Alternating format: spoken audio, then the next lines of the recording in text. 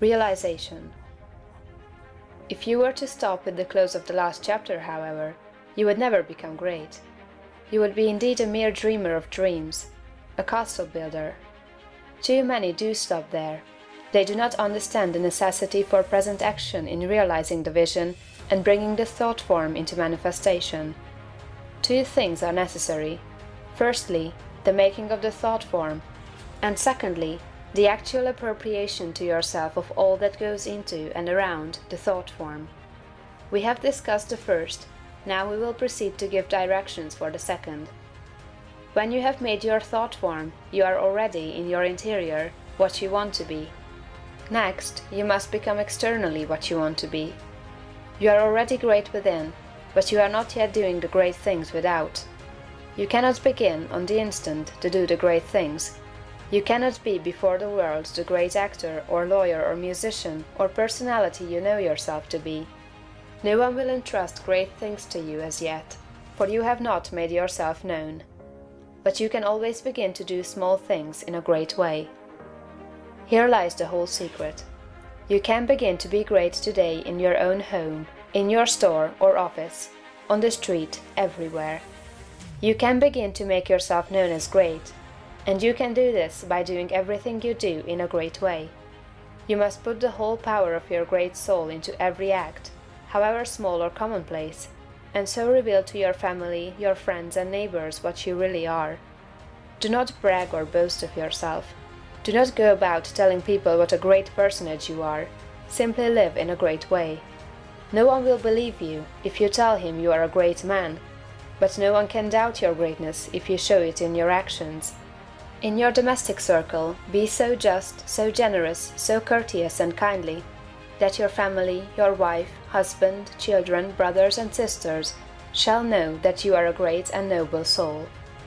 In all your relations with man be great, just, generous, courteous and kindly. The great are never otherwise. This is your attitude.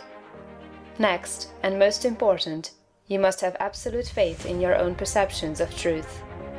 Never act in haste or hurry. Be deliberate in everything. Wait until you feel that you know the true way. And when you do feel that you know the true way, be guided by your own faith, though the entire world shall disagree with you. If you do not believe what God tells you in little things, you will never draw upon His wisdom and knowledge in larger things. When you feel deeply that a certain act is the right act, do it and have perfect faith that the consequences will be good. When you are deeply impressed that a certain thing is true, no matter what the appearances to the contrary may be, accept that thing as true and act accordingly. The one way to develop a perception of truth in large things is to trust absolutely to your present perception of truth in small things. Remember that you are seeking to develop this very power or faculty, the perception of truth. You are learning to read the thoughts of God. Nothing is great and nothing is small in the sight of omnipotence. He holds the sun in its place, but He also notes a sparrow's fall, and numbers the hairs of your head. God is as much interested in the little matters of everyday life as He is in the affairs of nations. You can perceive truth about family and neighborhood affairs, as well as about matters of statecraft. And the way to begin is to have perfect faith in the truth in these small matters, as it is revealed to you from day to day.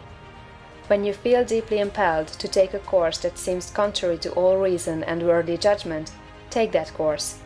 Listen to the suggestions and advice of others, but always do what you feel deeply in the within to be the true thing to do. Rely with absolute faith, at all times, on your own perception of truth. But be sure that you listen to God, that you do not act in haste, fear, or anxiety. Rely upon your perception of truth in all the facts and circumstances of life. If you feel deeply that a certain man will be in a certain place on a certain day, go there with perfect faith to meet him. He will be there, no matter how unlikely it may seem. If you feel sure that certain people are making certain combinations or doing certain things, act in the faith that they are doing those things. If you feel sure of the truth of any circumstance or happening, near or distant, past, present, or to come, trust in your perception. You may make occasional mistakes at first, because of your imperfect understanding of the within. But you will soon be guided almost invariably right. Soon your family and friends will begin to defer more and more to your judgment and to be guided by you. Soon your neighbors and townsmen will be coming to you for counsel and advice. Soon you will be recognized as one who is great in small things, and you will be called upon more and more to take charge of larger things. All that is necessary is to be guided absolutely in all things by your inner light, your perception of truth. Obey your soul, have perfect faith in yourself. Never think of yourself with doubt or distrust, or as one who makes mistakes.